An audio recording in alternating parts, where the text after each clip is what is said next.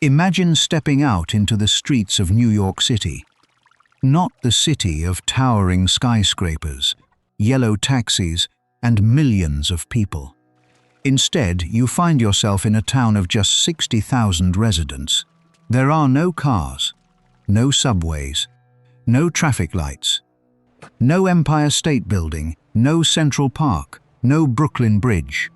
Only dirt roads, horse-drawn carts, wooden houses, church steeples, and the smell of the harbor carried by the wind.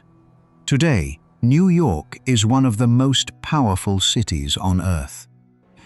But in the year 1800, it was still a young city standing at the edge of a new nation.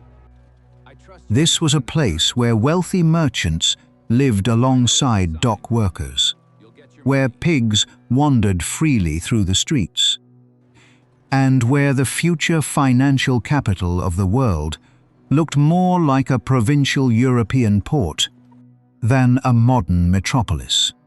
Using AI Historical Reconstruction, period maps, paintings, and historical records, we are going to travel back over 2 centuries to see exactly what New York looked like in 1800. Welcome to New York City at the dawn of the 19th century. Our journey begins from the water. Approaching Manhattan Harbor aboard a sailing vessel, the skyline appears surprisingly low. There are no steel towers rising into the sky. The tallest structures are church steeples. Most buildings stand only 2 or 3 stories high. The city occupies only the southern tip of Manhattan Island. Everything north of today's City Hall is largely countryside. Rolling hills, farms, orchards, and scattered country estates stretch into the distance. To a modern visitor, it would be almost impossible to recognize. The dense urban landscape that now covers Manhattan simply does not exist. The waterfront, however, is busy. Dozens of sailing ships crowd the harbor. Merchant vessels arrive from Europe, the Caribbean, and ports throughout the young United States. Wooden piers extend into the water. Dock workers unload barrels of rum, sugar, coffee, tobacco, and manufactured goods. The harbor is the lifeblood of the city. Trade fuels New York's growth, and already the city is beginning to challenge older American ports like Philadelphia and Boston. The air is filled with sounds, sailors shouting commands, waves slapping against wooden hulls, ropes creaking under tension, seagulls circling overhead. The smell is equally unforgettable. Salt water mixes with fish, livestock, smoke, and human waste. By modern standards, the harbor would seem dirty and chaotic. But to the people of 1800, this is the center of opportunity. As we leave the waterfront and enter the city, the streets become narrow and crowded. Unlike modern Manhattan's famous grid system, the streets of 1800 follow winding colonial patterns. Many roads were originally paths created during Dutch settlement in the 17th century. They twist and curve unpredictably. Navigation is often confusing. Street signs are limited. Addresses are inconsistent. The roads themselves are rough. Most are unpaved. After rainstorms, they transform into muddy rivers. Horse manure covers many streets. Open drainage ditches run along the sides. During hot summers, unpleasant odors linger in the air. Pedestrians must carefully avoid puddles, waste, and roaming animals. Pigs are particularly common. Many families allow them to wander freely. The animals consume garbage and food scraps, serving as an informal sanitation system. Chickens, goats, and cows can also be seen throughout the city. The streets are alive with activity. Merchants display goods outside their shops. Blacksmiths hammer iron in open workshops. Children play in alleys. Street vendors sell food and household items. Carriages rattle over uneven surfaces. Workers push carts loaded with supplies. Everywhere, people are moving, bargaining, and working. This is a city growing rapidly. And growth brings both opportunity and disorder. The population of New York in 1800 is remarkably diverse. Dutch, English, Scottish, Irish, German, French, and African communities all contribute to city life. Many residents still speak languages other than English. Dutch influence remains strong decades after British control began. The city is also home to a significant free black population. At the same time, slavery still exists in New York. Many wealthy households employ enslaved workers. Although gradual emancipation has begun, full abolition remains years away. Walking through the city, clothing reveals social status immediately. Wealthy merchants wear tailored coats, waistcoats, silk stockings, and polished shoes. Ladies of affluent families wear elegant dresses inspired by European fashions. Laborers dress more simply. Their clothes are practical and durable. Dockworkers, craftsmen, and sailors wear garments designed for hard physical work. The differences between rich and poor are visible everywhere. Yet all classes share the same streets, markets, and public spaces. Now we arrive at a location that will one day become synonymous with global finance: Wall Street. In 1800, it looks nothing like the financial district we know today. There are no skyscrapers, no stock exchange towers, no electronic trading floors. Instead, Wall Street is a relatively modest street, lined with brick buildings and commercial offices. The name itself comes from a defensive wall built during Dutch colonial times. That wall disappeared long ago, but the name remained. Businessmen gather here to discuss investments, shipping ventures, and trade opportunities. In 1792, only a few years earlier, a group of brokers signed the Buttonwood Agreement beneath a tree nearby. That agreement laid the foundation for what would eventually become the New York Stock Exchange. The future financial capital of the world is still in its infancy. Few people could imagine what Wall Street will become over the next 2 centuries. Yet the seeds are already planted. Money, commerce, and ambition are transforming the city. To understand life in 1800, we must visit the city's markets. Food shopping is very different from today. There are no supermarkets, no refrigeration, no packaged foods. Residents purchase fresh goods daily. Markets are crowded gathering places. Farmers arrive from surrounding areas bringing vegetables, fruit, eggs, milk, and meat. Fishmongers display their catches from local waters. Butchers prepare cuts of meat in plain view. The atmosphere is noisy and energetic. Shoppers negotiate prices. Children run between stalls.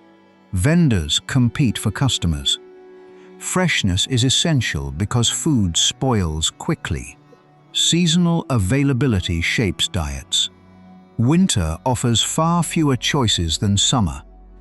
Imported luxury goods are expensive and reserved for wealthier families. For ordinary residents, daily life revolves around practicality and necessity. Every meal requires planning and effort. The homes of New York vary dramatically depending on wealth. Wealthy merchants often live in elegant brick houses. These residences may contain multiple floors, fine furniture, imported decorations, and servants. Some homes feature formal dining rooms and private gardens. The wealthy seek to emulate the lifestyles of European elites. Middle-class families live more modestly. Their homes are smaller but comfortable. Artisans, shopkeepers, and skilled workers often reside above their businesses. The poorest residents occupy cramped dwellings. Overcrowding is increasingly common as population growth accelerates. Many buildings lack modern sanitation. Water must often be carried manually. Indoor plumbing does not exist. Heating comes from fireplaces or stoves. Lighting depends on candles and oil lamps. At night, darkness settles over the city. Only scattered lanterns illuminate the streets. The brilliant glow of modern Manhattan is unimaginable. Today, Broadway is one of the world's most famous streets. In 1800, it is already important, but far less glamorous. The road cuts through the city from south to north. Horse-drawn vehicles travel along its length. Pedestrians stroll between shops and residences. Elegant homes line portions of the street.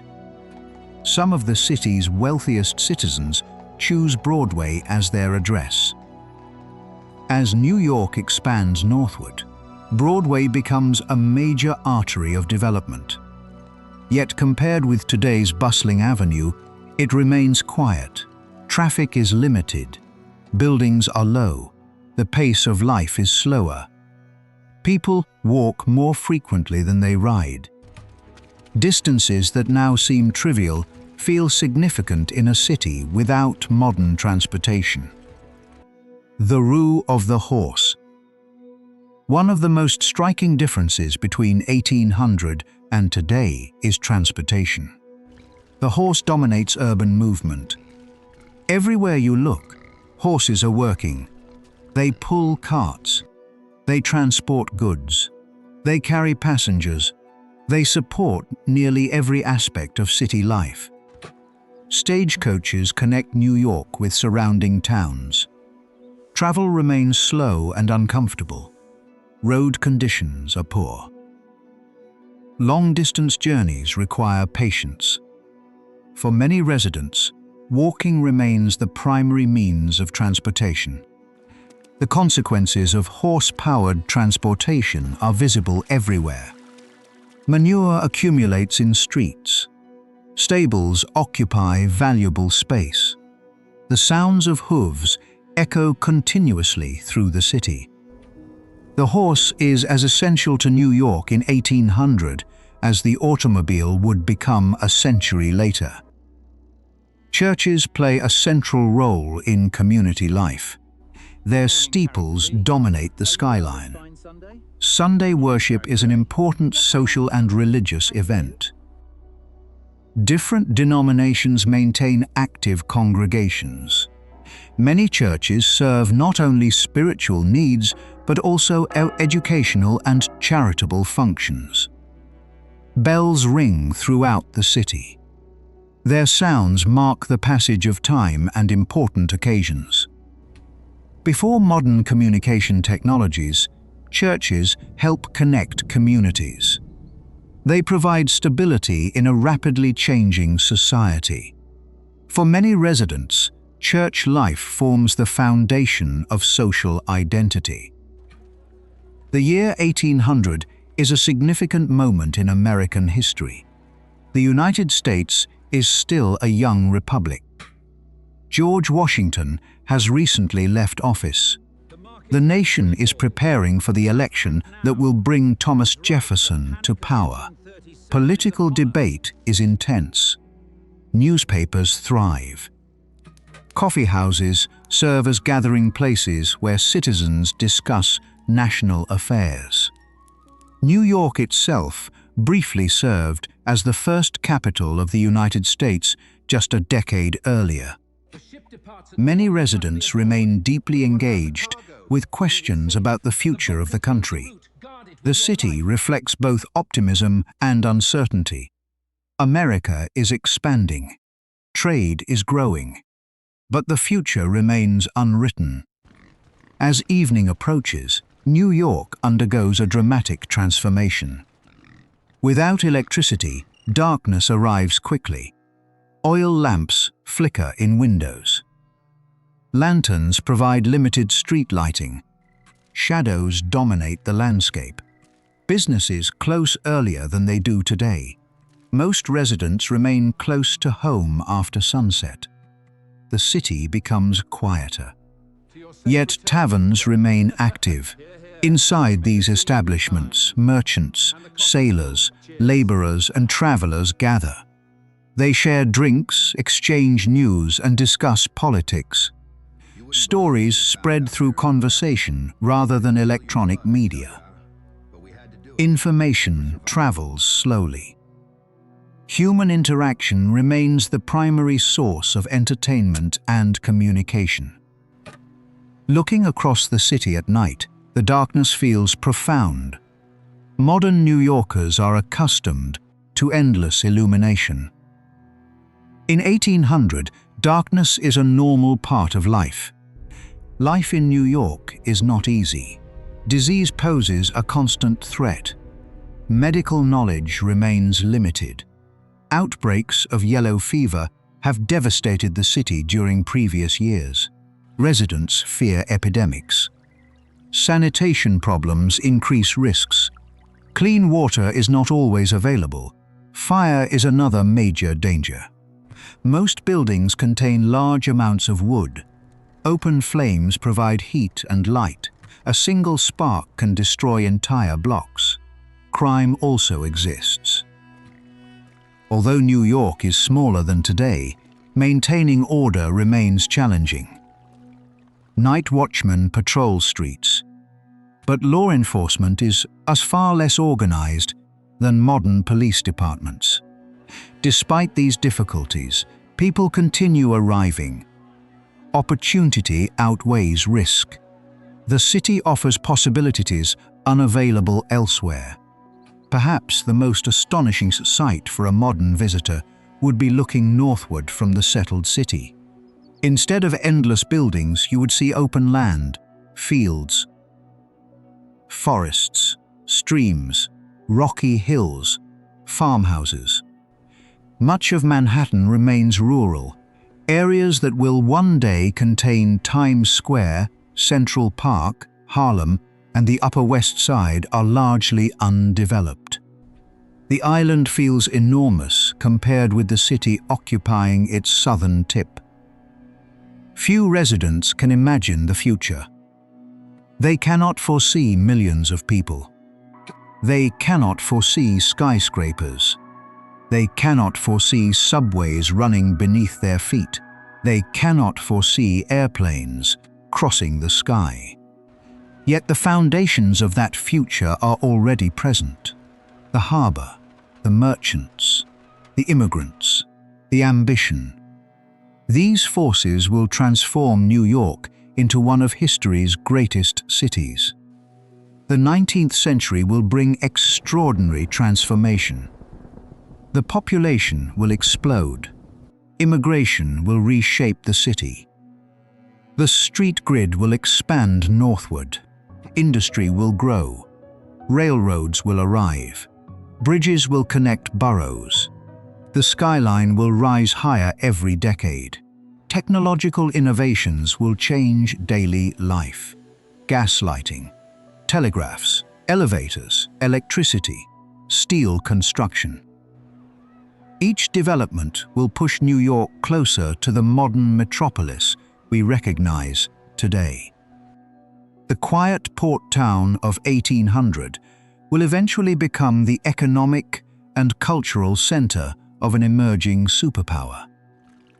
Few residents living in 1800 fully understand the scale of what lies ahead. They are witnessing the beginning of a remarkable story. Standing on the streets of New York in 1800, it is difficult to imagine the city we know today. There are no skyscrapers, no subway trains, no illuminated billboards, no massive bridges. Only a growing harbor town filled with merchants, sailors, craftsmen, immigrants, and dreamers. The city is rough, sometimes dirty, often chaotic. But it is alive with possibility. Every muddy street, every crowded dock, every brick building, every horse-drawn cart, they all belong to a city preparing for an extraordinary future. Over the next 2 centuries, New York will reinvent itself again and again. Yet beneath the glass towers and modern streets, traces of that early city still remain. The harbor is still there. Wall Street still exists. Broadway still stretches through Manhattan. The spirit of ambition that defined New York in 1800 continues to shape the city today. And perhaps that is the most fascinating realization of all. The New York of 1800 may seem like a completely different world. But it was the beginning of the same story. A story that continues to unfold even now. If you enjoyed this journey into the past, be sure to subscribe for more AI Historical Reconstruction videos, exploring what the world's greatest cities, civilizations, and historical moments really looked like. And let us know in the comments, which city should we reconstruct next? London in 1700? Paris in 1789, ancient Rome? Or Chicago in 1850? Until next time, thank you for watching.